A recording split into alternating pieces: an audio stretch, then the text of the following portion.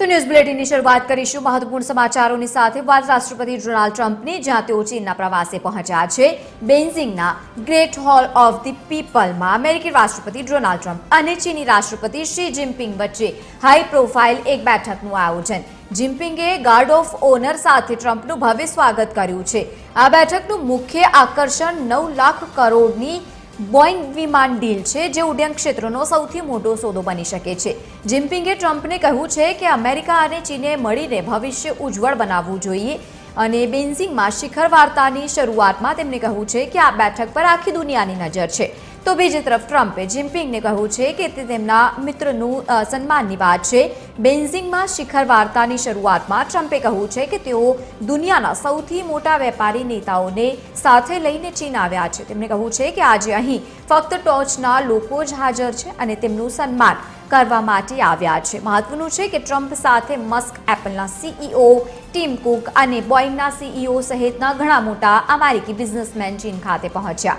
વર્ષોના તણાવ બાદ બંને નેતાઓ વચ્ચે વેપાર એઆઈ અને સેમિકન્ડક્ટર જેવા જટિલ મુદ્દાઓ પર ટેબલ ટોક કરી રહ્યા છે વિશ્વ આશા રાખી રહ્યું છે કે આ મુલાકાત માત્ર આર્થિક જ નહીં પરંતુ વૈશ્વિક સુરક્ષા માટે પણ સિંહાચિહ્ન સાબિત થાય